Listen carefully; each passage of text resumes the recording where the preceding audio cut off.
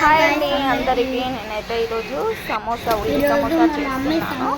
చాలా టేస్టీగా, అచ్చం బయట తిన్న వాటికన్నా టేస్టీగా.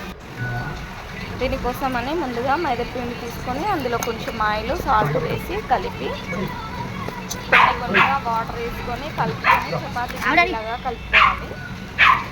ఇలా కలుపుకున్నాక చిన్న చిన్న ఉండలుగా చేసుకొని అన్నీ ఒకేసారి చిన్న చిన్న ఉండలుగా చేసుకొని బాగా చిన్నగా కాదు బాగా పెద్దగా కాదు వీడియోలో చూపిస్తున్నట్టుగా చేసుకొని పల్చగా తాల్చుకోవాలి. బాగా పల్చగా కాదు, వీడియోలో చూపిస్తున్నట్టుగా తాల్చుకోవాలి, లేకపోతే ఆయిల్ పట్టేస్తుంది.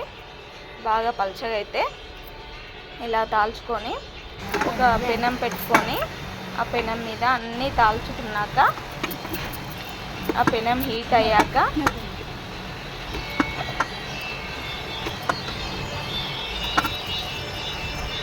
రెండు వైపులా కాల్చుకోవాలి. బాగా కాల్చకూడదు, ఇలా వేసి అలా తీయాలి.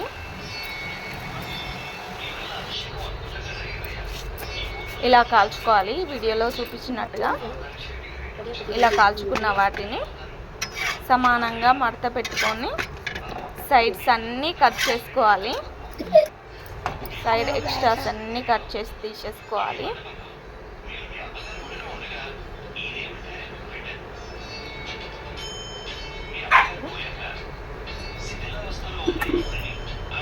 ఇలా కట్ చేసుకొని మీకు సమోసా ఏ సైజులో కావాలో ఆ సైజులో, ఇందులో అయితే 3 అవుతాయి కానీ 3 తీయట్లేదు, 2 కట్ చేస్తున్నాను కొంచెం పెద్దగా ఉంటాయి అని.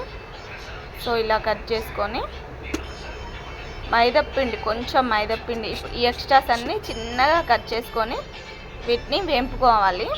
ఇవే స్టఫ్ లాగా కలుపుతున్నాను. నేను ఇదివరకు చేశాను కానీ వీటిని స్టఫ్ లాగా మాత్రం కలపలేదు. సో వీటిని మెత్తగా చేసి అదే ఇందులో కలుపుతున్నాను. ఉల్లిగడ్డలు కొంచెం కొన్ని మరమరాలు వేసాను, అవి వేసి వీటిని స్టఫ్ లాగా చిన్నగా చేసి స్టఫ్ లాగా కలిపి ఉప్పు కారం మసాలా వేసి కలిపాను. కొంచెం మైదాపిండిలో వాటర్ వేసుకొని తిక్కుగా కలుపుకొని ఇలా వీటికి జాయింట్ లాగా ఇలా రాసి పెట్టుకోవాలి.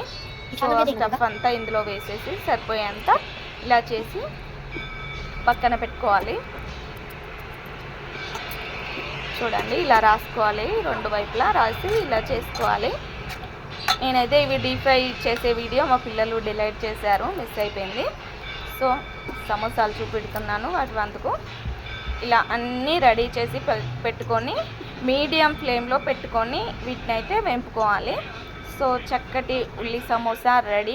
టేస్ట్ అయితే సూపర్గా ఉన్నాయి. ట్రై చేసి కామెంట్ చేయండి. Bye bye.